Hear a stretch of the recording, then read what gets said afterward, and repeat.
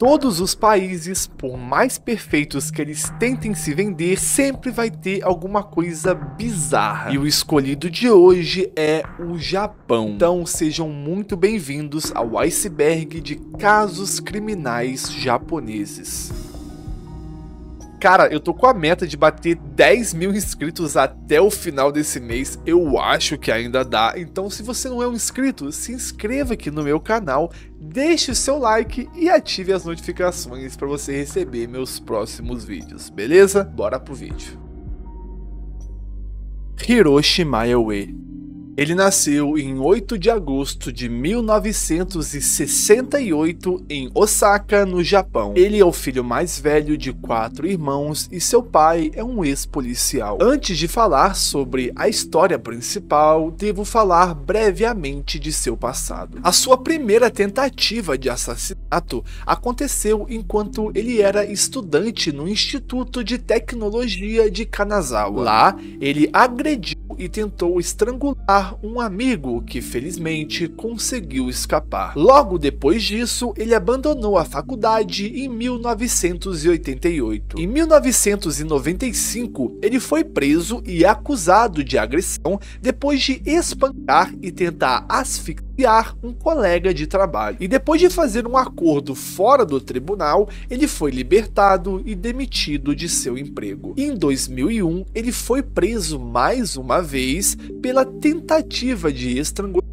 de 2 mulheres e condenado a 1 ano de prisão e 3 meses de pena suspensa. Depois de ser libertado cedo por bom comportamento, ele foi preso novamente em 2002 por tentar estrangular um garoto do ensino médio, pela qual foi condenado a 22 meses de prisão. Até aqui ele já tinha uma extensa ficha, mas vamos à história principal do caso. Em 2005, logo após a sua libertação da prisão, Hiroshi começou a acessar um clube de suicídio online. Lá, ele conheceu várias pessoas, mas acabou se aproximando de 3. Um menino de 14 anos, um homem de 21 e uma mulher de 25. Ele atraía suas vítimas com a ideia de darem um fim à vida juntos. A ideia era se trancar no carro e usar monóxido de carbono para sufocar. No entanto, após uma breve conversa, ele os estrangulava. Ele inicialmente foi preso pela morte da vítima do sexo feminino, Michiko Nagamoto, de 25 anos. Ele encontrou o nome dela em um site de suicídio e enviou 20 e-mails pedindo que eles fizessem isso juntos. Mas ao invés disso, ele a amarrou em um carro alugado e a matou selando seu nariz e boca com as mãos. Hiroshi Mayoue, com 36 anos na época, disse à polícia que uma jovem, um estudante universitário e um menino. E além disso, ele filmou para sua diversão. Ele supostamente jogou seus corpos nas montanhas próximas e em uma represa. Um exame ordenado pelo tribunal confirmou que Mayoue não sofria de nenhum transtorno mental e que era mentalmente competente. E ele se declarou culpado das acusações. Em 28 de março de 2007, o Tribunal Distrital de Osaka o condenou à morte. Embora sua equipe de defesa tenha lançado um recurso, ele aceitou a sentença do tribunal e expressou disposição de pagar por seus crimes com a vida, retirando seu recurso em 5 de julho de 2007. Em 28 de julho de 2009, Mayoue foi informado em Osaka, junto com o serial killer Yukio Yamagi. Yukio Yamagi. Yamagi nasceu em 21 de agosto de 1983 em uma família pobre. Seu pai morreu de cirrose em janeiro de 1995. Depois de se formar no ensino médio, ele desistiu de estudar e começou a trabalhar em uma loja de jornais. Yukio tinha apenas 16 anos quando espancou sua mãe até a morte com um taco de beisebol de alumínio no apartamento que dividiam em Yamaguchi, no Japão. Ele se entregou à polícia e foi transferido para o tribunal de família. Quando perguntado por que ele matou sua mãe, ele simplesmente afirmou: "Ela não me disse que usaria o dinheiro emprestado e ela reclamou do meu pai." Com base nas circunstâncias da vida de Yamadi, incluindo a morte de seu pai e o fato de que eles lutavam financeiramente, o tribunal decidiu que seria possível consertá-lo. Então ele foi condenado a uma escola de detenção juvenil em Okayama. Lá, Yamadi obteve várias qualificações, incluindo as de soldagem e engenharia de materiais perigosos. Ele também passou por uma série de testes psicológicos que indicaram que ele tinha um distúrbio do desenvolvimento que impediu de formar relacionamentos duradouros. A lei de menores no Japão afirma que jovens com 16 anos ou mais devem ser enviados de volta ao Ministério Público nos casos em que cometeram crimes que resultem em morte. No entanto, essa lei só foi reforçada em abril de 2021, 6 meses depois que Yamadi foi enviado para a escola de detenção juvenil. Portanto, ele cumpriu apenas 3 anos antes de ser libertado de volta às ruas, supostamente um homem mudado. Pouco antes de sua libertação, ele disse a seu advogado que sentia muito por matar sua mãe. Após a libertação de Yamadi, ele visitou sua avó. Ela sugeriu que ele visitasse o túmulo da mãe e ele respondeu que não iria onde a mãe dele está. Ele foi colocado em liberdade condicional e alojado em uma instalação de correção e proteção na província de Yamaguchi. Então, 3 meses depois, após a sua cerimônia de maioridade, Yamadi desapareceu. O tribunal logo descobriria que eles haviam cometido um grave erro ao libertar Yamadi. Em 17 de novembro de 2005, um incêndio foi relatado em um prédio de apartamentos no oeste da província de Osaka. Assim que o incêndio foi extinto, 2 corpos foram encontrados. Asuka Uehara, de 27 anos, e a irmã de 19 anos, Chihiro. Ambas foram estupradas e depois esfaqueadas no peito e no rosto com uma faca de açougueiro. E a suspeita logo caiu em Yamadi, que morava no mesmo bloco de apartamentos. Quando a polícia o trouxe para interrogatório, ele confessou rapidamente e disse: "Não consigo esquecer os sentimentos que senti quando matei minha mãe e queria ver sangue novamente." Ele disse à polícia que deixou a arma do crime em um santuário a centenas de metros de distância. Após sua prisão, Yamadi foi acusado dos 2 assassinatos e a promotoria o acusou de cometer os assassinatos por nada mais do que prazer. Sua defesa, no entanto, tentou argumentar que ele não conseguia diferenciar entre o certo e o errado quando cometeu o crime e levantou a questão de saber se ele era competente para ser julgado. Então eles ordenaram que Yamadi passasse por uma avaliação psiquiátrica e outros testes para uma maior compreensão do seu caráter. Durante as declarações de abertura da primeira audiência de Yamadi, os promotores disseram que após sua libertação da escola de detenção juvenil, ele se mudou de um lugar para outro e roubou dinheiro de salões de pachinko. Ele se mudou para o mesmo prédio de apartamento que as irmãs no dia 11 de novembro, poucos dias antes dos assassinatos. De acordo com os promotores, Yamadi pretendia viver do dinheiro que roubou das irmãs enquanto se escondia da polícia. A defesa de Yamadi informou ao tribunal que ele havia sido diagnosticado com síndrome de Asperger e que ele não estava apto a ser julgado. O juiz, no entanto, aceitou outro testemunho de que Yamadi era mentalmente competente e deveria ser julgado pelos assassinatos. Em maio de 2006, Yamadi se declarou culpado pelo assassinato das irmãs. Agora cabia ao juiz determinar sua sentença, e Ahmad especulou que seria condenado à morte, mas que não tinha medo de morrer. O juiz condenou Ahmad à morte por seus crimes. E em 2009, Ahmad foi executado com 25 anos de idade. Seito Sakakibara.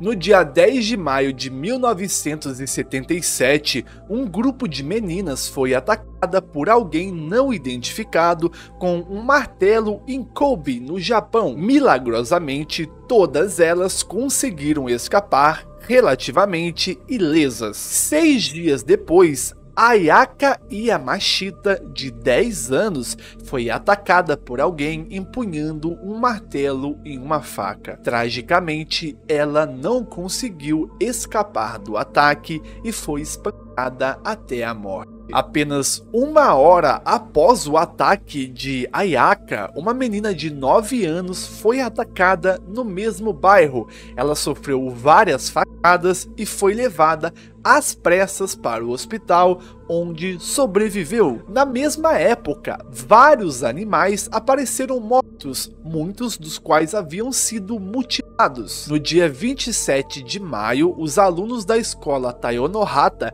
tiveram uma visão horrível ao chegarem à escola para o dia. Em frente aos portões da escola estava a cabeça decapitada do aluno de educação especial Jun Aze, de 11 anos, que estava desaparecido há vários dias. Seus olhos haviam sido arrancados e sua boca havia sido cortada de orelha a orelha. Em uma colina perto da escola, a polícia encontrou o corpo mutilado do menino. Dentro da boca do menino, o assassino havia deixado um bilhete cruel que dizia: "Esse é o começo do jogo.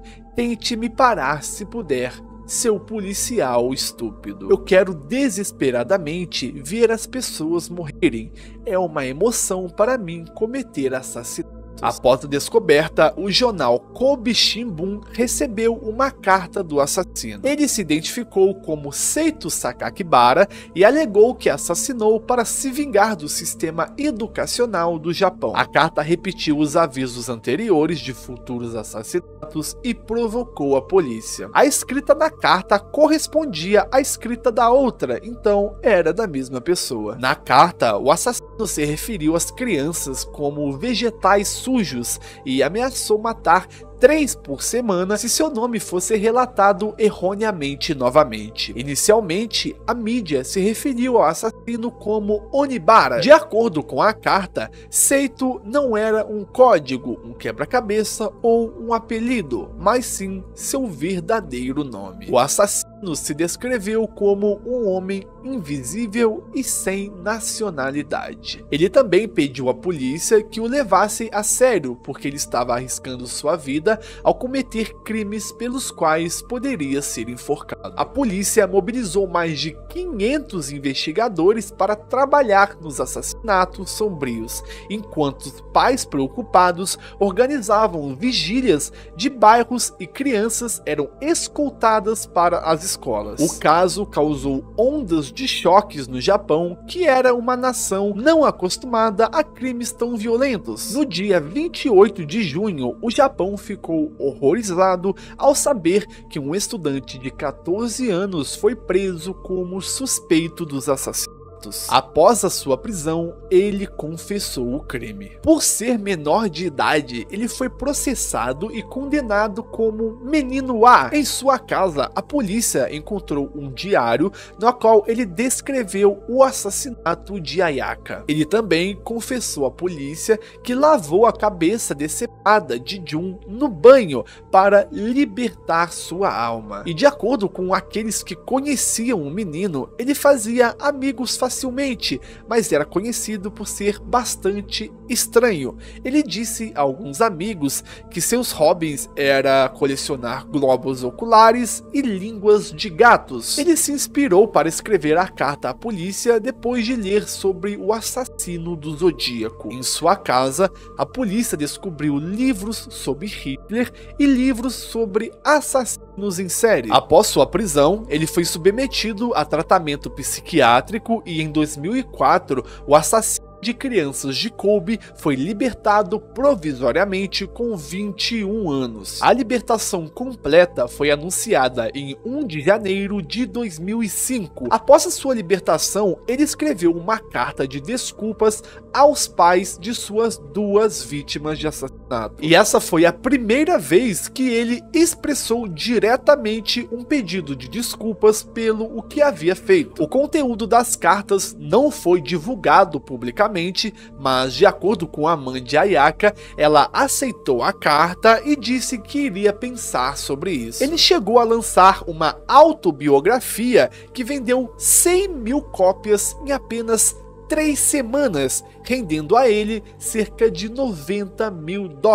E isso gerou uma discussão bem grande, pois ele estava lucrando com o seu crime. No livro, ele deu muitos detalhes que nem mesmo a polícia havia divulgado. Uma das declarações foi que ele havia cometido atos com a cabeça cortada do menino no banho. A família de Jun Azi tentou bloquear o lançamento do livro e algumas livrarias se negaram a publicar. Outras pessoas sugeriram que fosse criada uma lei semelhante à dos Estados Unidos que proíbe autores de crimes a lucrar com eles, mas nada foi feito. E dizem que ao longo destes anos, o dinheiro que ele recebeu chega a superar 165 milhões de ienes, uns 8,5 milhões de reais. E esse cara é tão insano da cabeça que ele criou um site onde postou imagens bizarras de um homem nu com máscara e ele dizia que era ele mesmo. Em resposta a todo esse circo que ele armou, o diário Shulkan Post decidiu desafiar as estritas leis de proteção de menores e expôs a sua identidade. Publicou seu verdadeiro nome, Shinichiro Azuma. Contou que ele trabalhava como soldador em uma construção e que vivia em Saitama, um subúrbio ao norte de Tóquio, e publicou uma das escassas fotos que circulam dele. Hoje, Shinichiro Azuma, ou Seito Sakakibara, tem 38 anos e supostamente segue vivendo nos arredores de Tóquio. E é muito provável que seus vizinhos e colegas de trabalho desconheçam sua verdadeira história. Futoshi Matsunaga.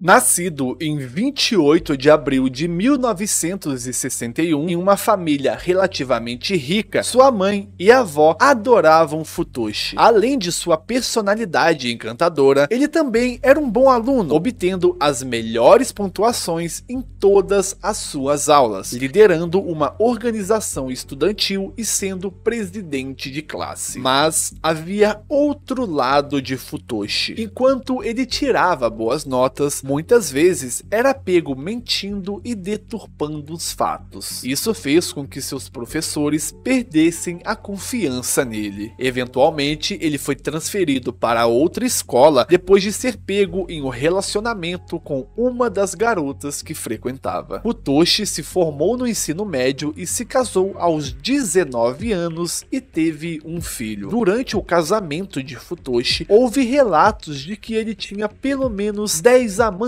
Um deles era Junko Ogata, com quem ele havia estudado. Ela era uma antiga colega de classe de Futoshi. Em outubro de 1982, durante o seu casamento, ele se envolveu com Junko Ogata, uma das suas ex-colegas de escola em Yanagawa. Em 1984, Futoshi prometeu se casar com Junko, mas sua mãe, Shizumi Ogata, era firmemente contra o relacionamento, alegando que sua filha estava sendo abusada. E em resposta disso, Futoshi visitou a mãe de Junko e a estupou. Quando ele voltou, ele convenceu Junko a fugir com ele. Ele disse que a família dela a odiava por causa de uma tentativa de suicídio em 1985 e que seria melhor para o relacionamento deles se eles se mudassem. No início do relacionamento, Junko era virgem e Futoshi acusou de dormir com outros homens, o que levou Junko a sofrer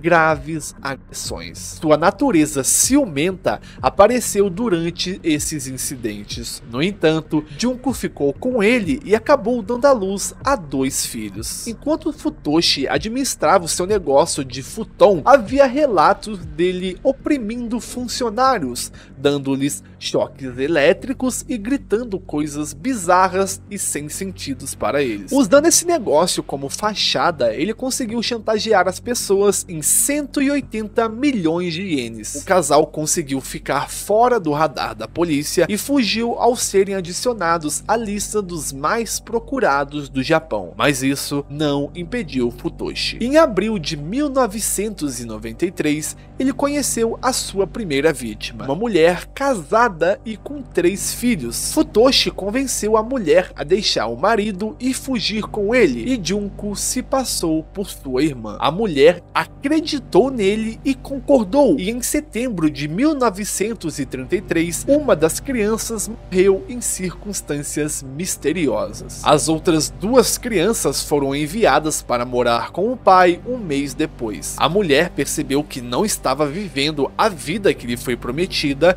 e fez o que pôde para manter os seus filhos seguros. Durante o relacionamento da mulher com Futoshi, ela perdeu 11 milhões de ienes para ele. O que aconteceu exatamente durante esse relacionamento permanece desconhecido até hoje. No entanto, seu corpo foi encontrado em março de 1994. Uma investigação se seguiu, mas não havia evidências para vincular Futoshi à sua morte ou à morte de seu filho. Mas Futoshi não terminou aí. Ele encontrou sua próxima vítima, Kumio Toraya e sua filha. Kumio e sua filha foi mantida em cativeiro no apartamento de Matsunaga, onde ele a torturou com choques elétricos, forçando-o a comer suas próprias fezes e forçou a sua filha a morder o pai. Kumio morreu como resultado das agressões em 26 de fevereiro de 1996. Matsunaga convenceu a filha de Kumio que ela havia assassinado seu pai. Matsunaga também disse a Junko e a garota para descartar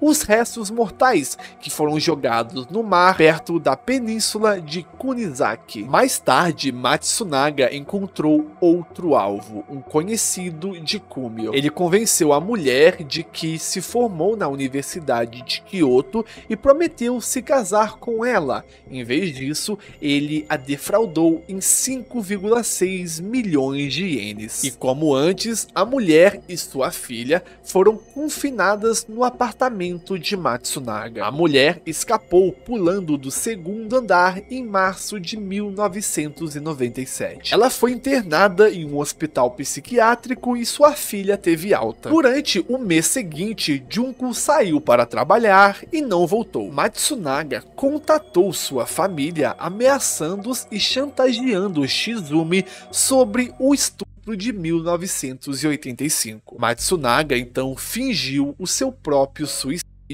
levando Junko a retornar. Após isso, ela foi submetida a abusos contínuos. A família Junko deu a Futoshi 63 milhões de ienes para mantê-lo afastado. Ele pegou o dinheiro, mas mesmo assim não parou. Ele invadiu a casa e os manteve como reféns. Foi quando seus jogos psicológicos foram para outro nível. Futoshi seduziu a irmã de Junko, Rieko, que morava na casa junto com o marido. Uma combinação de tortura, abuso sexual e suas palavras transformou a família em seu próprio culto pessoal. No dia 21 de dezembro de 1997, Matsunaga coagiu Junko a dar choques em seu pai de 61 anos, Takashiji, até morrer. Quando o estado mental de Shizumi começou a se deteriorar, Futoshi ordenou que Rieko e seu marido Kazuya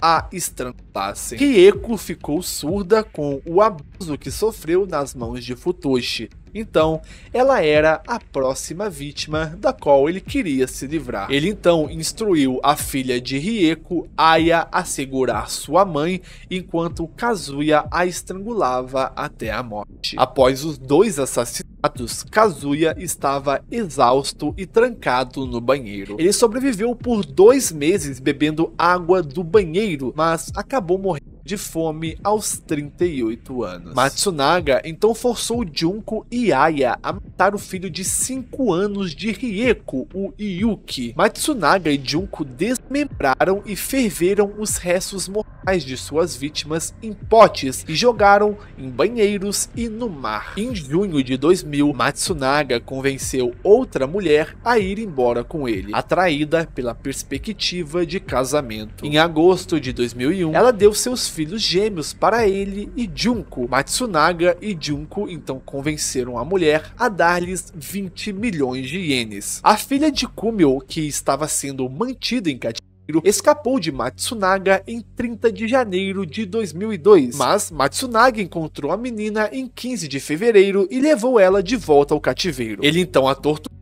com choques elétricos. Porém, no dia 6 de março, a menina escapou novamente e denunciou os casos à polícia. Ela tinha 17 anos. A polícia prendeu Matsunaga e Junko no dia seguinte, quando tentaram recuperar a menina. Os gêmeos e os 2 filhos do casal foram levados para proteção policial. A dupla foi acusada dos assassinatos.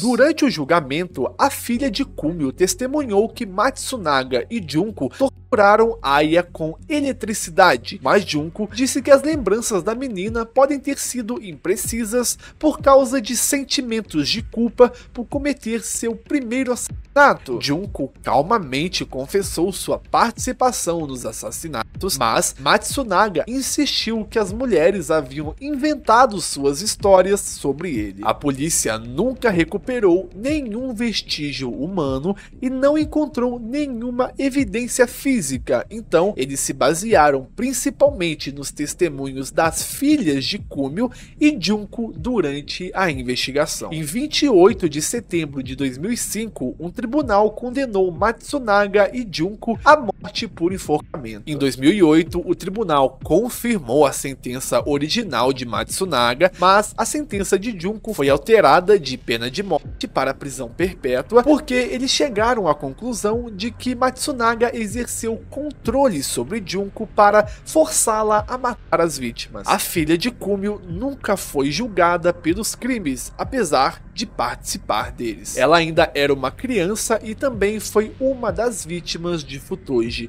chantageada a cometer os crimes. Ela passou por intenso tratamento psicológico para trabalhar as experiências traumáticas e se tornou uma jovem tranquila e com a vida normal. Até hoje, Junko e Futoji permanecem na prisão e ele segue esperando execução mesmo após 22 anos de sua prisão. Lindsay Ann Hawker. Lindsay nasceu no dia 30 de dezembro de 1984 na Inglaterra. Ela obteve um diploma de primeira classe graduando-se em 2006. Embora planejasse fazer um mestrado, ela ensinou inglês por 1 ano no Japão a partir de outubro de 2006 em Tóquio, na escola Eikaiwa, a maior escola particular de conversação de inglês no Japão. Lindsay compartilhava acomodação com outras 2 professoras estrangeiras. E aqui entra a história de Tatsuya Ishihashi. Nascido em 5 de janeiro de 1979, sua mãe é dentista e seu pai é médico. Depois que ele se formou no departamento de horticultura na Universidade de Chiba em 2005, ele não trabalhou e viveu com uma mesada mensal de cerca de $700 de seu pai. No final das aulas, enquanto Lindsay estava voltando para casa, ela foi abordada por um homem alegando ser seu aluno. E ela não reconheceu ele como seu aluno, mas Lindsay tentou ser simpática, se despedindo e saindo pedalando. Tatsuya a perseguiu enquanto ela voltava para casa de bicicleta e pediu um copo de água quando ela chegou. Lindsay permitiu que ele entrasse no apartamento, mas mostrou mostrou que ela tinha ali a companhia de 2 colegas de quarto. E quando ele estava lá dentro, Tatsuya desenhou uma foto dela e assinou com seu nome, número de telefone e endereço de e-mail. Eles chegaram num acordo e ela concordou em se encontrar com ele para uma aula de inglês particular. Essa aula seria daqui 4 dias e a escola permitiu. Lindsay e Tatsuya se encontraram no sábado 24 de março de 2007 no café. Ao final do encontro, ele disse que havia esquecido o dinheiro para pagá-la e sugeriu que eles fossem até sua casa para ele pegar o dinheiro. E Lindsay não viu problemas nisso e foi com ele de táxi para sua casa. Assim que ela cruzou a porta do apartamento de Tatsuya, ela foi golpeada, abusada sexualmente, espancada e estrangulada até a morte. Ele enterrou o corpo dela numa mistura de areia e solo composto. Depois, o pulverizou com uma substância usada para compactar e decompor resíduos. E acredita-se que ele planejava enterrar o corpo no concreto ou esperar até se decompor. E para aumentar ainda mais a brutalidade do ato, ele raspou todos os cabelos de Lindsay na tentativa de dificultar a identificação do corpo. No dia 26 de março de 2007, no dia do incidente, policiais da delegacia de Funabashi revistaram a casa da vítima após receberem uma ligação de uma mulher que morava com a vítima sobre seu desaparecimento. Eles encontraram o número de telefone e o endereço de e-mail de Tatsuya na casa dela, juntamente com o desenho que ele tinha feito. Assim que eles viram isso, eles obviamente correram para revistar a casa de Tatsuya. E por volta das 21h40 do mesmo dia, oficiais do departamento chegaram. Tatsuya saiu da sala e tentou responder no corredor. E por algum motivo, ele conseguiu descer as escadas de emergência e escapou pelo estacionamento do prédio. O que era muito estranho, porque eles colocaram policiais naquelas entradas. E às 22 horas do mesmo dia, o corpo da vítima foi encontrado. Depois do assassinato de Lindsay, ele conseguiu fugir e passou 2 anos e meio escondido. Ele fez diversos procedimentos estéticos para alterar sua aparência e ficou bizarro pra caramba. A família da vítima visitou o Japão várias vezes junto com a mídia britânica para continuar pressionando o Japão e não deixar que isso fosse esquecido. E eles lançaram até um site dedicado a vender camisetas com o rosto do assassino. Tudo isso para que as pessoas pudessem reconhecer ele em qualquer lugar. E segundo denúncias, Tatsuya foi visto várias vezes. O que ajudou a avançar na busca por ele foi a divulgação de uma clínica de estética que estava ali organizando as fotos de seus pacientes que passaram por procedimentos e encontraram Tatsuya. E logo após a divulgação da nova foto, uma empresa de construção relatou às autoridades que ele havia trabalhado ali. Para se esconder, ele foi para a ilha Oha. Ele chegou a ser parado por um policial no meio de suas fugas, mas escapou. Em novembro de 2009, Tatsuya foi capturado enquanto tentava embarcar em uma balsa para Okinawa. Durante o julgamento, Tatsuya admitiu ter sufocado a professora de inglês para impedir que ela gritasse por ajuda durante o estupro. E ele alegou que não tinha a intenção de matá-la e que tentou reanimá-la. No entanto, essas alegações não evitaram que ele fosse condenado à prisão perpétua. Hoje, ele já tem 45 anos e continua preso. Ayumi Kuboki. Em setembro de 2016, uma enfermeira que cuidava de um paciente no hospital Oguchi acidentalmente deixou cair uma bolsa de infusão, fazendo com que a solução dentro começasse a espumar. E isso não deveria acontecer, então a bolsa foi examinada mais a fundo, com os médicos descobrindo que havia sido misturado com diamitol, que é, resumidamente, um desinfetante catiônico e conservante farmacêutico. E ele é frequentemente usado em colírios, mas também na apicultura para o tratamento de doenças podres da ninhada. O seu efeito varia de acordo com a quantidade e pureza, e dependendo da forma que é usado, pode causar danos irreversíveis. E temendo uma possível contaminação em massa, todas as bolsas intravenosas nas instalações do prédio foram verificadas. E isso levou à descoberta de que uma das bolsas administrada a Noble Yamaka, de 88 anos,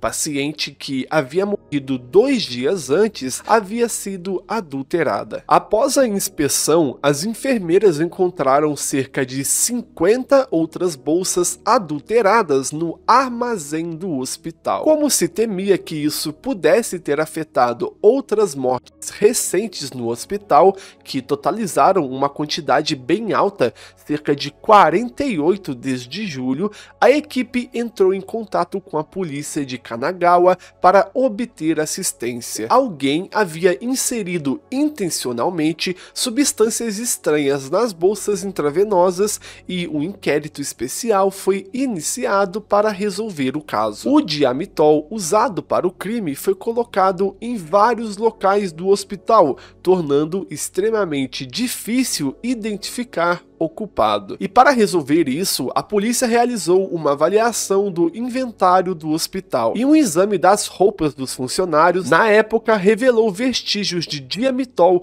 nos bolsos de Ayumi Kuboki. Além disso, durante o turno da noite, após a descoberta do incidente, uma câmera de segurança instalada pela polícia mostrou ela andando pelo hospital com a substância que ela não foi designada para administrar. E obviamente ela foi apontada como a principal suspeita depois que um colega alegou que a viu entrar no quarto de um paciente que ela não foi designada. E logo que ela saiu, a paciente piorou. No final de junho de 2018, a polícia da província começou a interrogar Kuboki com base nas evidências que haviam reunido. Durante o interrogatório, ela prontamente admitiu ter colocado diamitol em pelo menos 20 bolsas de pacientes. Ela foi presa e acusada de assassinato em 7 de julho. E lembra que eu disse que estava tendo muitas mortes naquele hospital? Bom, depois que ela foi presa e as bolsas recolhidas, esse número caiu muito. Em 28 de julho, Ayumi foi acusada de um assassinato adicional de outro paciente de setembro de 2016, que morreu depois que a solução foi misturada no seu gotejamento. Após a sua prisão, Kuboki enviou cartas nas quais negava a responsabilidade. Mais tarde, ela se retratou dessas declarações, admitindo os crimes. Kuboki também afirmou que, em uma ocasião, depois que a colega a culpou pela morte de um paciente, ela constantemente pensava em matá-lo fora do horário de trabalho. O motivo do crime foi a intenção de prejudicar as colegas de trabalho que não gostavam dela. Assim, ela matava pacientes durante o horário de trabalho de outras enfermeiras. Em 7 de dezembro de 2018, Kuboki foi acusada de 5 acusações de assassinato relacionados à morte de 3 pacientes que morreram entre 15 e 19 de setembro de 2016. O julgamento começou em 1 de outubro de 2021. O lado do Ministério Público defendeu a pena de morte, alegando que o réu estava plenamente ciente de suas ações, enquanto seus advogados alegaram que ela estava em um estado de responsabilidade diminuída devido à sua esquizofrenia. A sentença final foi dada em 9 de novembro, com o tribunal reconhecendo que Kuboki era autista. No entanto, eles repreenderam as alegações de que sua esquizofrenia afetou seu julgamento, encobrindo que ela estava legalmente sã no momento em que cometeu os assassinatos. E mesmo tendo evidências de que cerca de 48 pessoas morreram anteriormente naquele hospital pelo mesmo motivo, não a julgaram por elas, já que tinha sido declarado que foram por causas naturais e muitos já haviam sido cremados. Mas, de qualquer forma, ela foi julgada pelas 4 mortes que conseguiram associá-la. Ela foi considerada culpada e condenada à prisão perpétua. Massacre de Akihabara. Tomohiro Kato nasceu no dia 28 de setembro de 1982 em uma casa suburbana em Aomori. Seu pai era um agente de alto escalão em uma instituição financeira e ele era um aluno com notas excepcionais. No entanto, Kato começou a se comportar violentamente em casa depois de se matricular na Aomori High School, uma escola secundária de elite. Lá, a sua classificação acadêmica caiu para 300 de 360 alunos e ele foi reprovado nos exames de admissão para a prestigiosa Universidade de Hokkaido. Ele treinava como mecânico de automóveis e foi contratado como trabalhador temporário em uma fábrica de autopeças na província de Shizuoka, embora tenha sido informado recentemente de que seu emprego seria cortado no final de junho. Os pais de Tomohiro eram bastante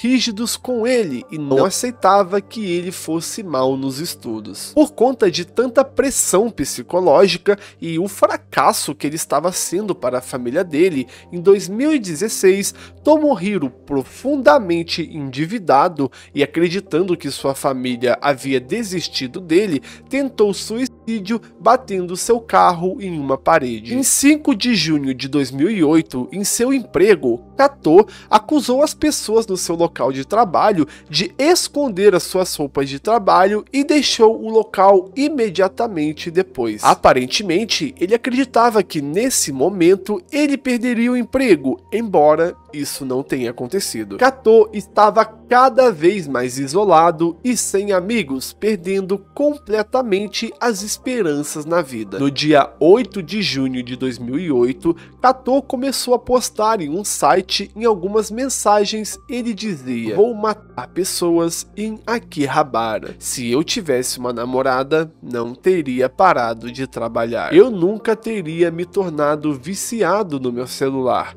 Qualquer pessoa com esperança não poderia entender como eu me sinto." A mensagem também se referiu a uma onda de esfaqueamentos em Tsushiura. No mesmo dia, em 8 de junho de 2008, Tomohiro dirigiu um caminhão Isuzu Elf alugado de 5 toneladas contra uma multidão no cruzamento em Akihabara. Enquanto uma rua estava aberta para o tráfego de veículos, a outra estava fechada para uma conveniência de fazer compra com pedestres, uma prática realizada durante aos domingos e feriados. Às 12h33, Kato atingiu 5 pessoas com o caminhão depois de ignorar um sinal vermelho. O caminhão entrou em contato com um táxi que esperava no semáforo. As pessoas ao redor pensaram que era um acidente de trânsito, e enquanto algumas pessoas se reuniam para ajudar as vítimas,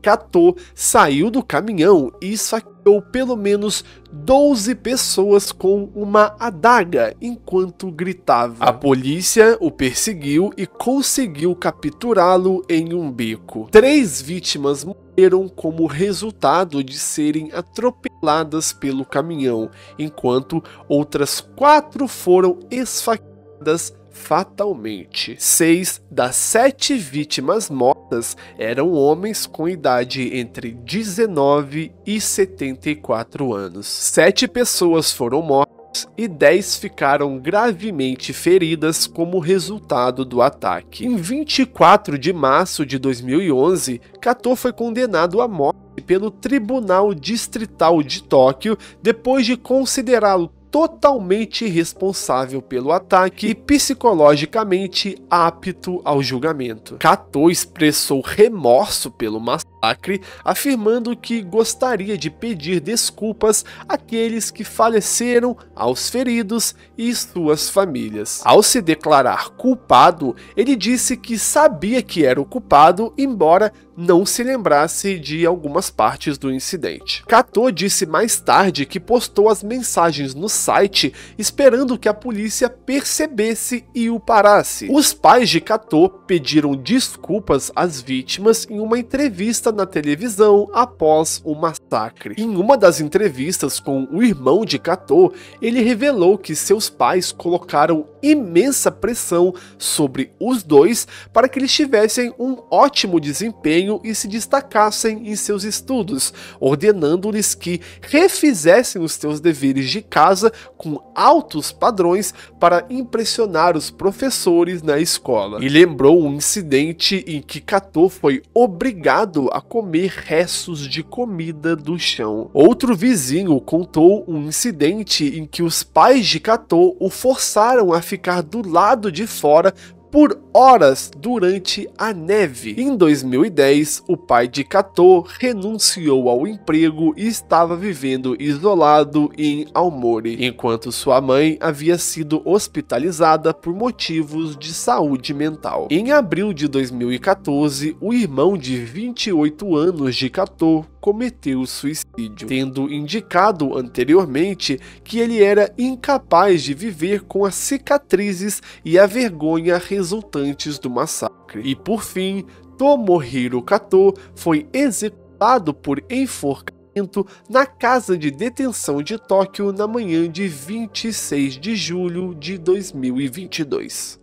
Incêndio em prédio em Osaka em 2021. Em 17 de dezembro de 2021, às 10h20, um incêndio eclodiu em um prédio de 8 andares em Kita, um bairro de Osaka, no Japão. O fogo começou na clínica psiquiátrica Nishi Umeda, localizada no 4º andar. A clínica, especializada no tratamento de depressão, transtorno do pânico e doenças físicas como anemia e apneia do sono, estava particularmente cheia naquele dia devido a uma reunião de aconselhamento para os pacientes que desejam reingressar no mercado de trabalho. Essa sessão atraiu um grande número de pessoas para a clínica. De acordo com 2 sobreviventes que estavam na recepção, um homem entrou na clínica com um saco de papel, colocou ao lado de um aquecedor e, em seguida, chutou o saco, derramando e incendiando o líquido inflamável que ele carregava. O fogo se espalhou rapidamente pelo chão da recepção. Dezenas de bombeiros correram para o prédio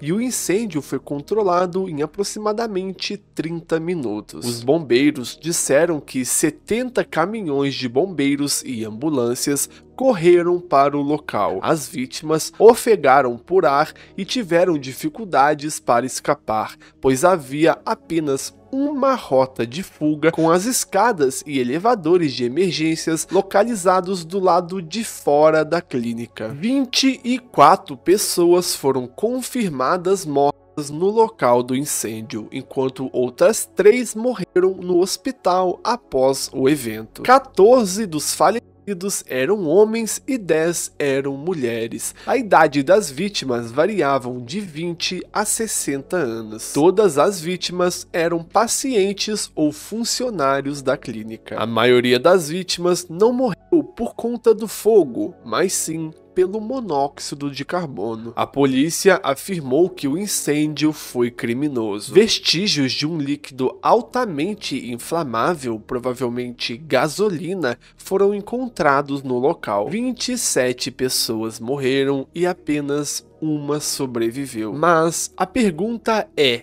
quem fez isso? Em 18 de dezembro, a polícia revistou a casa de um suspeito em Osaka. Seu nome era Mori Tanimoto. A câmera de segurança mostrou ele batendo em uma pessoa que tentava fugir na direção da saída de emergência. Ele foi identificado como um metalúrgico aposentado, tinha 61 anos e era um ex-paciente da clínica. Na primavera de 1987, 2017, Tanimoto, que estava casado há 2 anos, fez um empréstimo de cerca de 12 milhões de ienes e comprou uma casa nova, fazendo sua primeira dívida. Tanimoto morou na casa por cerca de 20 anos com sua esposa enfermeira e 2 filhos. Em 2008, ele divorciou da esposa e foi morar sozinho. Em abril de 2011, ele foi preso pela polícia por tentativa de homicídio. Ele tentou atacar o seu próprio filho mais velho com uma faca de cozinha na casa de sua ex-esposa. E ele foi condenado a 4 anos de prisão por isso. A decisão do tribunal concluiu que ele ficou solitário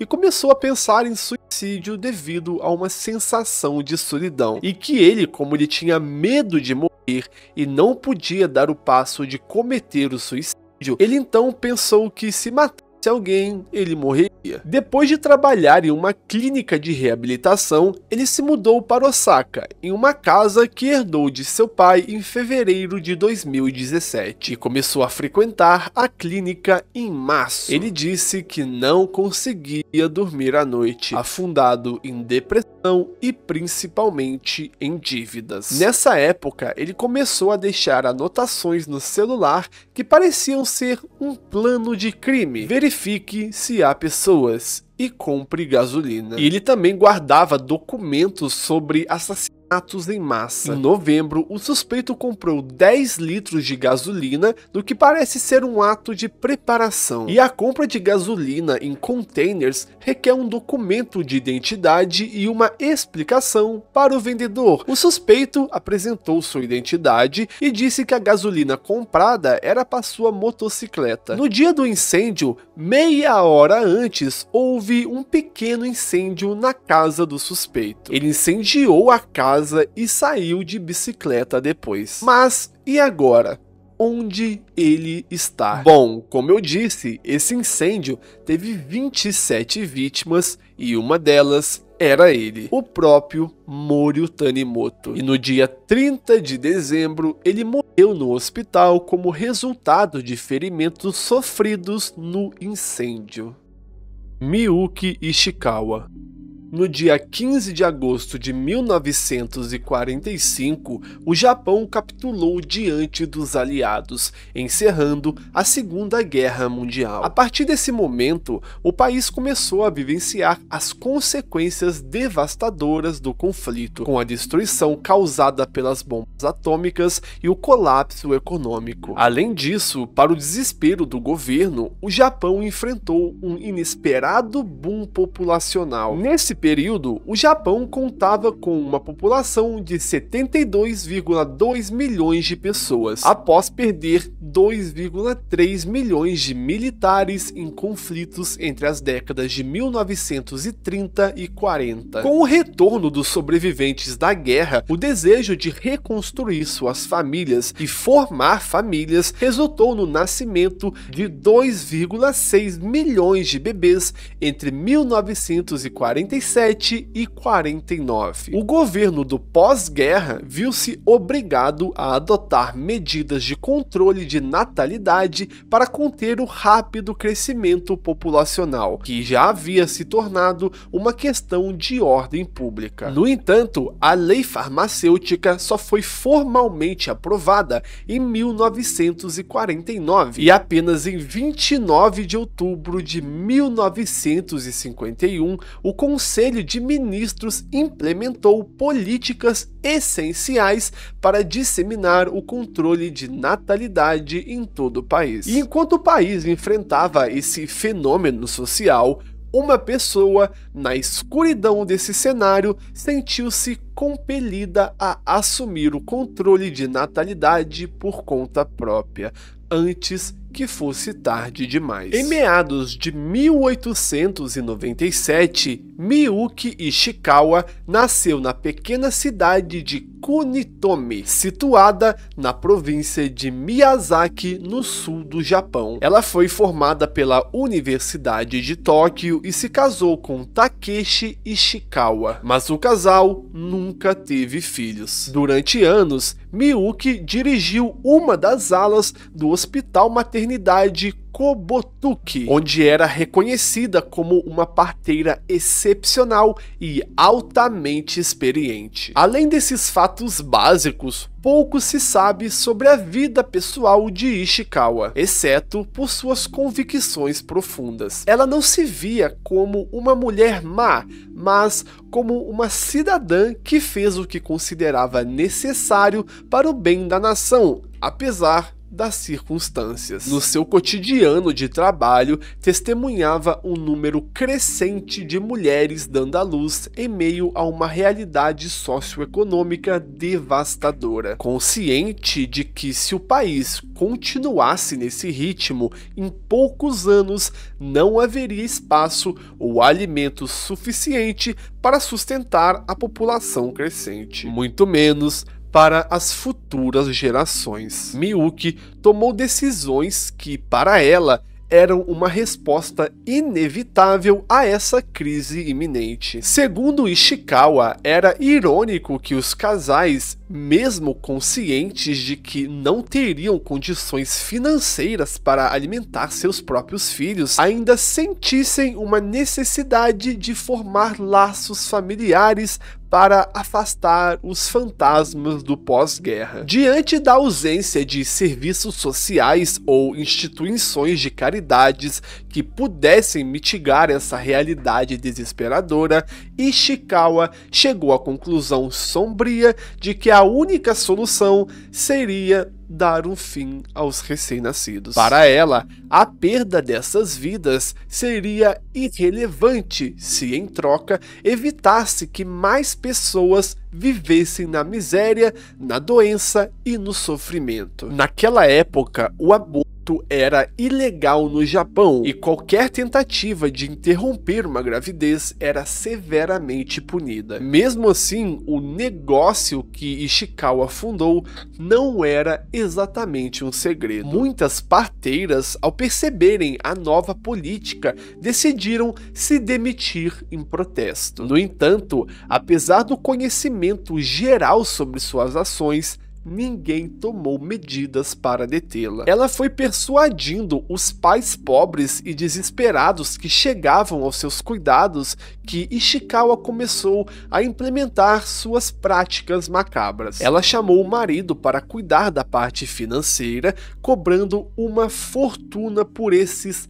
serviços e argumentando que o casal gastaria muito mais com as despesas a longo prazo se decidisse criar o filho. O médico Shiro Nakayama também se juntou ao esquema, encarregado de falsificar as certidões de óbito de recém-nascidos, garantindo que as mortes passassem despercebidas pelas autoridades. Ishikawa deixava as crianças morrer de fome ou de exaustão de tanto chorar. Que na cabeça dela, ela estava garantindo que assassinato não era associado àquilo. Dessa forma, ela mantinha a aparência de naturalidade das mortes, dificultando a detecção de suas ações. Em 12 de janeiro de 1948, policiais de Waseda descobriram os restos mortais de 5 bebês, cujo as autópsias não conseguiram determinar a causa exata da morte. No entanto, as circunstâncias em que foram encontradas sugeriram que não se tratava de mortes naturais. Conforme a investigação se aprofundou, mais 40 cadáveres de bebês foram encontrados na casa de um agente funerário e outros 30 corpos foram desenterrados do terreno de um templo. Com base em testemunhas e declarações de alguns casais rastreados pelas autoridades, Miyuki Ishikawa foi presa, juntamente com seus comparsas, em 15 de janeiro daquele ano. Durante o julgamento, Ishikawa culpou os pais pela morte das crianças, afirmando que, surpreendentemente, contou com o apoio da parte da opinião pública, apesar do seu teor discriminatório. O Tribunal Distrital de Tóquio, porém, acusou-a de crime de omissão em vez de assassinato, e ela foi condenada a apenas 8 anos de prisão. Os seus cúmplices receberam apenas 4 anos cada um. Em 1952, o casal recorreu da decisão e o Supremo Tribunal de Tóquio reduziu suas sentenças. Miyuki foi condenada a 4 anos de prisão e Takeshi a 2 anos. O caso teve um impacto significativo no Japão, levando o governo a reconsiderar o aborto como uma questão de saúde pública, especialmente para mulheres em situações de risco e pobreza. Como resultado, a prática foi legalizada em 24 de junho de 1949, marcando uma mudança importante na política de controle de natalidade no país. Apesar de não ter recebido uma punição proporcional aos seus crimes devido ao contexto judicial da época, Ishikawa ainda é considerada uma das maiores assassinas em série da história do Japão. Yasuko Watanabe. Yasuko Watanabe nasceu em 1957 em um bairro rico do Japão e estudou na Universidade Keio, uma das mais prestigiadas do país. Após terminar a faculdade em economia, ela começou a trabalhar na Tokyo Electric Power Company, onde se destacou como uma das poucas mulheres da empresa e ganhava cerca de $100 mil por ano. Watanabe dedicou grande parte de sua vida ao sustentar sua mãe e irmã depois que seu pai faleceu. Ela manteve sua vida pessoal bastante reservada, sem muitos parentes próximos para compartilhar suas questões íntimas. Em 1978, a morte inesperada de seu pai, com quem ela tinha uma relação muito próxima, teve um impacto profundo em sua vida. Ela entrou em depressão e perdeu muito peso, o que pode ter levado Watanabe a buscar conforto de maneiras alternativas, incluindo a prostituição. Além do seu trabalho na TPCO, Watanabe levou uma vida secreta como prostituta. Após terminar seu expediente no distrito de Shimbashi, ela se dirigia para a estação de trem de Shibuya para começar seu trabalho à noite. Watanabe fazia uma breve oração antes de começar a abordar os seus clientes. Essa rota noturna se tornou uma parte regular de sua vida, mostrando a dualidade entre sua carreira profissional e suas atividades pessoais. Yasuko Watanabe, com o objetivo de atender 4 clientes por dia, registrava meticulosamente cada encontro em um caderno vermelho que carregava com ela. E foi durante um desses encontros que ela conheceu Govinda Mainali, um imigrante nepalês. Mainali chegou no Japão em 1994 com um visto de turista de 3 meses na esperança de melhorar de vida e deixou sua esposa e filhos no Nepal. Durante sua estadia, ele tentou aprender japonês para eventualmente trabalhar como guia turístico em seu país natal. No entanto, Mainali ultrapassou o prazo de seu visto e se tornou um imigrante ilegal, trabalhando em um restaurante indiano. Apesar da sua situação irregular, ele enviava dinheiro de volta para sua família de forma consistente e conseguiu economizar o suficiente para começar a construir uma casa no Nepal. Durante esse período, Mainali teve encontros sexuais com Watanabe em pelo menos 3 ocasiões distintas. Em 8 de março de 1997, Yasuko Watanabe seguiu sua rotina habitual de atender a 4 clientes por dia. Naquele dia, ela encontrou um homem vestido com um suéter preto e branco. Pouco tempo depois, Watanabe entrou num apartamento desocupado ao lado da residência de Govinda Mainali e esse seria o último momento em que ela foi vista. 11 dias após o assassinato, o corpo de Watanabe foi encontrado no mesmo apartamento. O local, que havia sido ocupado pelos imigrantes nepaleses antes de ficar vago em agosto de 1996, estava em péssimas condições. Durante a investigação, descobriu-se que, além de ter sido assassinada, Watanabe teve seu dinheiro roubado de sua bolsa. Pouco após a descoberta do corpo de Watanabe, Giovinda Mainali se apresentou voluntariamente à polícia durante os interrogatórios dos moradores da área. Mainali negou qualquer envolvimento no crime, mas foi preso sob a suspeita devido à sua presença no local. Durante a custódia, Mainali foi acusado de roubo e assassinato. Apesar das evidências contra ele serem fracas, sua declaração inicial de não conhecer o Watanabe aumentou ainda mais a desconfiança dos investigadores. Eventualmente, Mainali admitiu conhecer e ter tido relações sexuais com Watanabe, mas alegou que não a viu no dia de sua morte. Um tribunal inferior decidiu que não havia provas suficientes para mantê-lo preso e ele foi libertado. Entretanto, os promotores não desistiram e prenderam Mainali novamente por violar o prazo de seu visto. E isso permitiu à polícia reunir mais evidências. E entre as novas descobertas estava um preservativo usado contendo esperma de Mainali e pelos pubianos encontrados no apartamento. Mainali alegou que teve relações com Watanabe no final de fevereiro e não no dia de sua morte. Os advogados de Mainali recorreram da segunda prisão. Durante a nova investigação, surgiu que Watanabe havia tido outro cliente na noite do crime e que a porta do apartamento estava aberta quando o corpo foi encontrado. Além disso, os advogados realizaram testes que mostraram que o esperma encontrado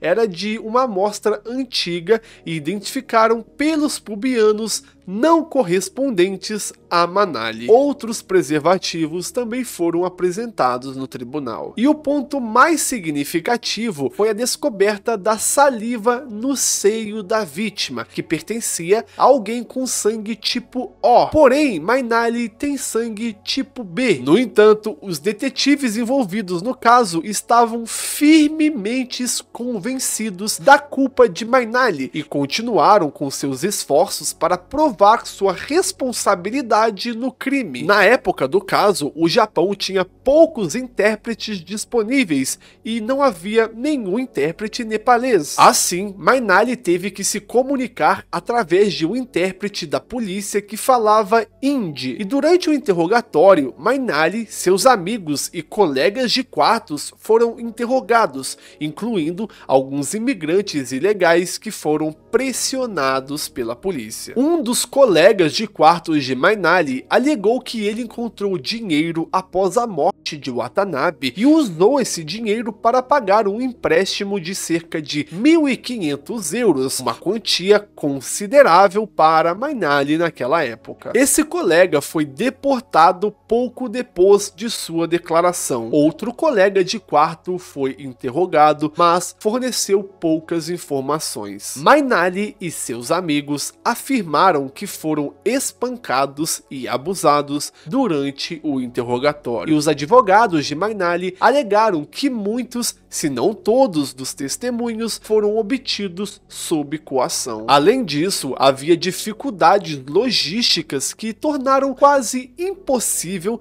para Mainali ter cometido o crime. Ele estava trabalhando até às 10 e mesmo se corresse para o local onde Watanabe frequentasse, não teria como chegar. A última vez que Watanabe foi vista foi por volta das 11h45. O apartamento onde Watanabe foi encontrado estava ao lado do apartamento de Mainali. Seria altamente improvável que um criminoso, mesmo o mais desesperado, mantivesse o corpo tão perto de sua própria casa por 11 dias. E no final, Mainali foi formalmente acusado pelo assassinato de Watanabe e condenado à prisão. Ele passou a maior parte do seu tempo em confinamento solitário. No entanto, Mainali e seus advogados lutaram persistentemente contra a acusação e conseguiram uma nova audiência. E finalmente, após 11 dias, conseguiram apresentar evidências que demonstraram a incompatibilidade de seu DNA com o material encontrado na cena do crime. Com base nisso, Mainali foi libertado. Após 15 anos, o verdadeiro assassino de Yasuko Watanabe continua desconhecido. E em 2013, Mainari recebeu 68 milhões de ienes como compensação por sua prisão injusta por 15 anos. Mazumi Hayashi. Mazumi Hayashi nasceu em 22 de julho de 1961 e era uma mulher bastante reservada. Ela se casou com um homem mais velho, já divorciado, chamado Kenji, e juntos o casal teve 4 filhos. Em meados da década de 1990, a família mudou-se para outro distrito da cidade de Wakayama, a cerca de 550 quilômetros a oeste de Tóquio. O vilarejo começou a se desenvolver à medida em que fazendeiros vendiam parte de suas terras para empresas de construção, que construíam novas casas maiores para atender aos trabalhadores que se deslocavam para a cidade de Wakayama. Mazumi e Kenji tinham uma casa relativamente grande, uma das maiores da vizinhança, com um jardim bem cuidado, mas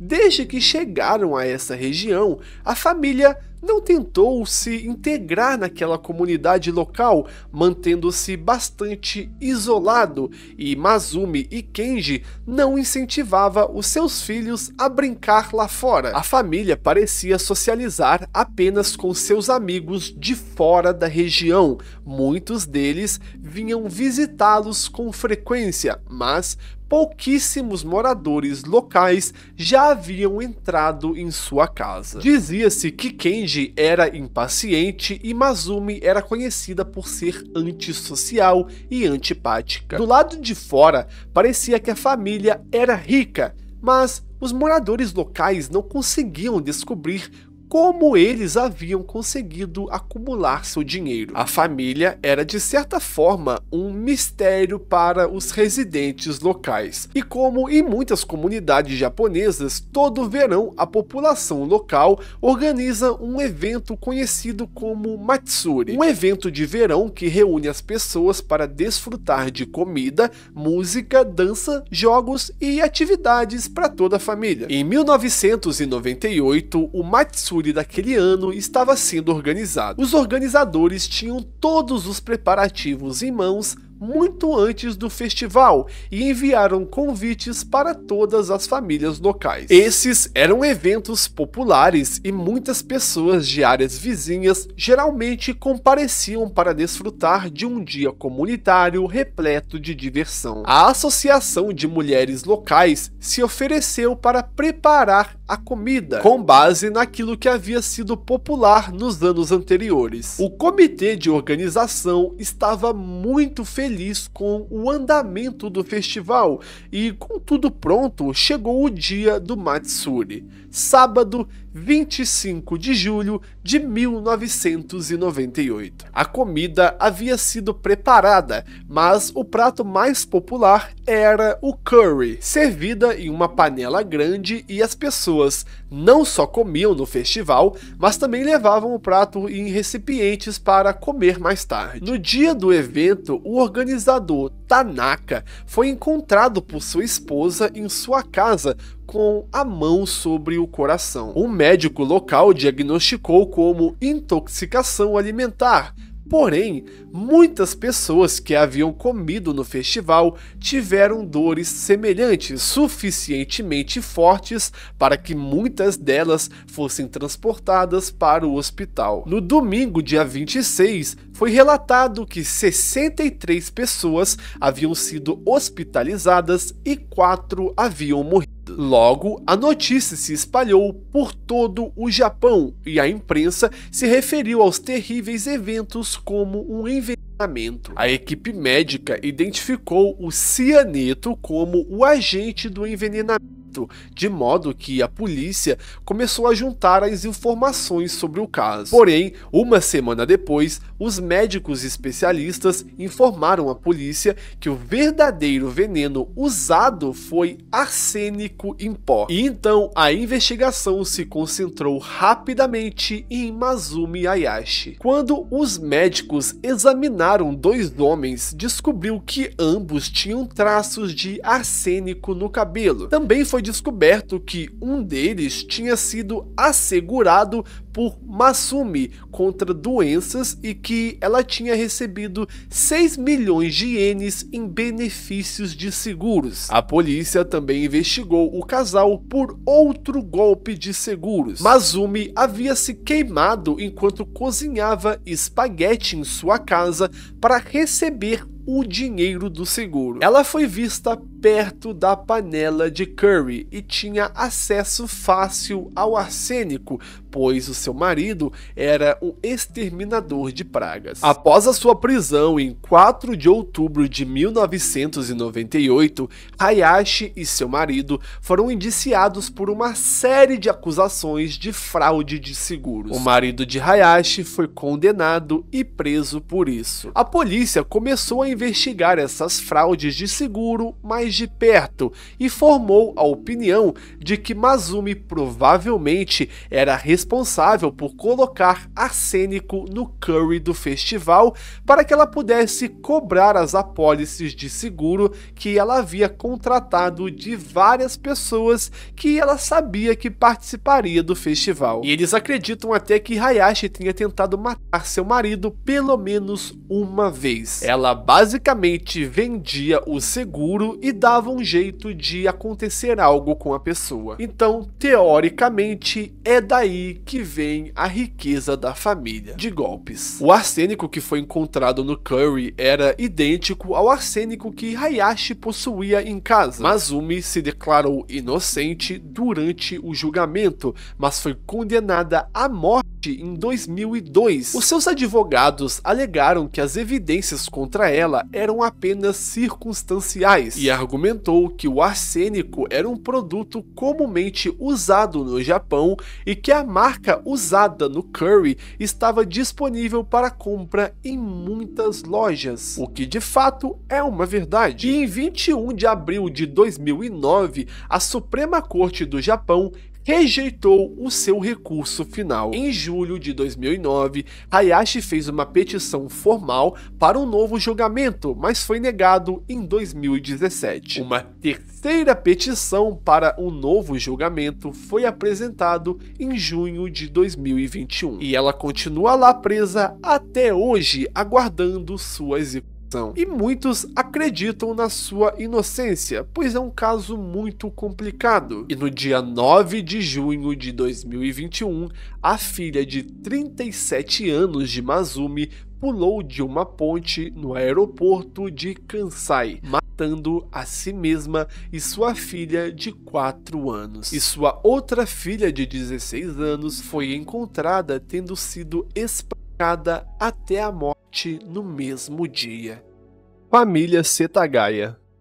Em 1991, a família Miyazawa se mudou para o bairro de Kamisojigaya, em Setagaya, em Tóquio. Quando eles foram para lá, o local estava repleto de casas, com mais de 200 prédios residenciais espalhados nas proximidades. A família era composta por 4 pessoas: o pai, Miyazawa Mikio, de 44 anos, a mãe, Yazuko, de 41, a filha Nina, de 8 e o filho Rei. Nos fundos, a casa era vizinha de uma parte de um parque onde crianças brincavam. Logo, Miyazawa começou a perder cada vez mais os seus vizinhos, que venderam suas terras para o governo. Tóquio já tinha planos para aquela área expandir o parque. Quando chegou nos anos 2000, restou apenas 4 casas. Uma das casas que sobrou pertencia à irmã mais velha de Yasuko, chamada Anne, mas na maior parte do tempo era ocupada pela mãe delas. Anne e seu filho passaram 8 anos morando na Inglaterra Inglaterra e só voltaram para Setagaya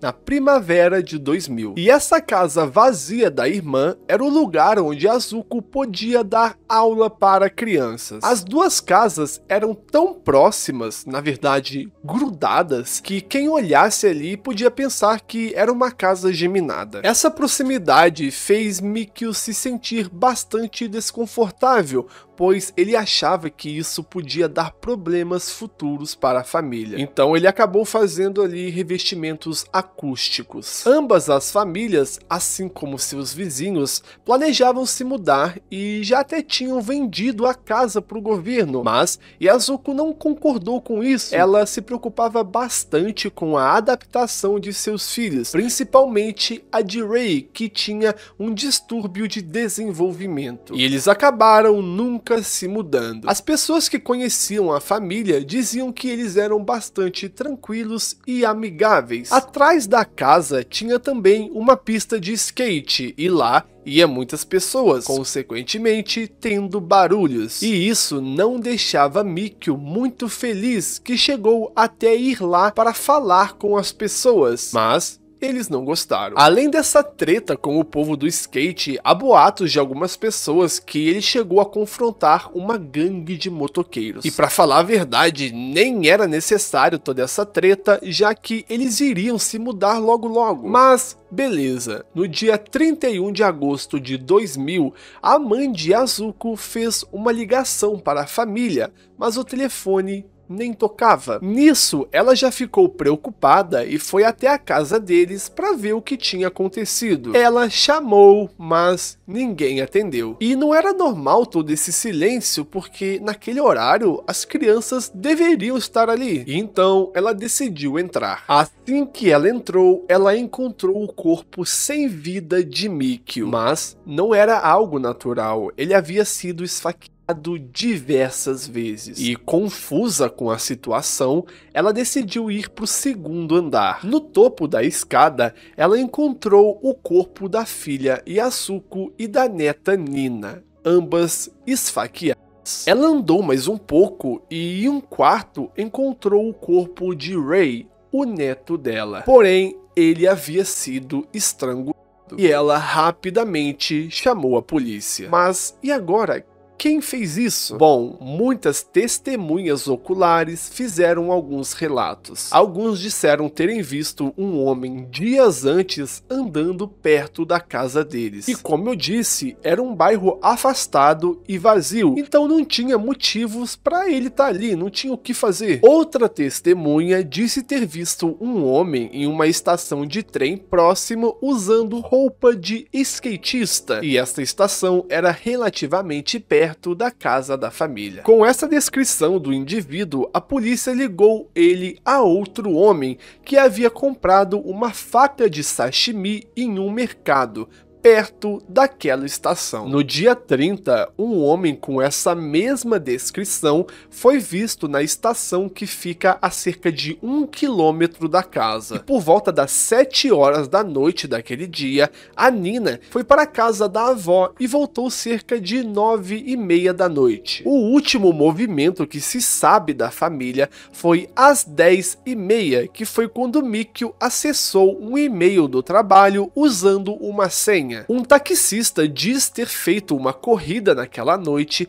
para 3 homens e que um deles estava ferido e deixou uma marca de sangue no banco de trás do carro. Na casa ao lado, a Diane, chegaram a ouvir barulhos naquela noite, mas como Mikio já tinha instalado o sistema de abafar som, não foi nada muito alto ou preocupante. Segundo a polícia, isso pode ter sido o Mikio caindo da escada ao tentar lutar contra o assassino. A cena do crime batia bastante com a descrição do homem anterior. Mikio foi atacado no pescoço com uma faca de sashimi, a mesma que havia sido comprada no dia anterior. E ao atacar Mikio, a faca acabou quebrando. Então, para a próxima vítima, o assassino pegou uma faca na própria cozinha da família e usou para matar as outras 2 vítimas. E pelo que parece, ele continuou esfaqueando as vítimas mesmo após elas já terem morrido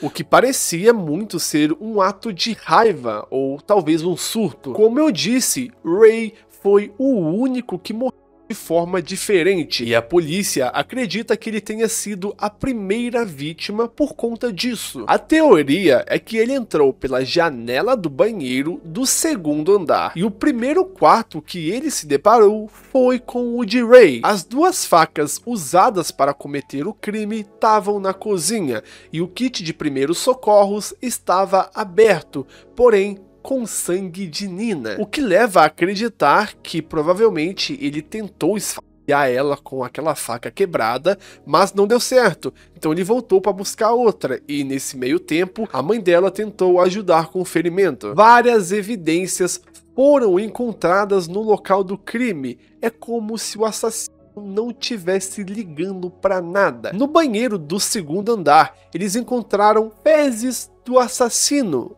O canalha nem deu descarga e tinha muita pegada no local do crime, além de terra. As pegadas eram de um tênis muito famoso no Japão, então muitas pessoas usavam. Porém, ele era de um tamanho diferente, e o tamanho daquela pegada era um modelo vendido na Coreia do Sul, e daí surgiu a dúvida de onde era o assassino. No local do crime tinha toalhas com sangue e algodão, mas não era de nenhuma das vítimas, então isso realmente confirmaria que Mikio tentou lutar contra ele. Além disso, o assassino deixou roupas na casa, semelhantes à da descrição, uma roupa de skatista. Na cena do crime tinha um chapéu, jaqueta, camisa, luvas e lenço, além de sangue na camisa. E segundo a reconstrução do crime, ele teria até tirado um cochilo no sofá da casa depois do que ele fez, além de ter se alimentado da comida da casa. Ele deixou impressão digital em tudo que é canto, mas ok, com tantas evidências, acharam o cara, né? Bom, não, eles conseguiram descobrir muita coisa, até que a água usada para lavar a roupa dele era da Coreia do Sul, e ele também estava com uma bag, e dentro dela tinha areia, e bizarramente,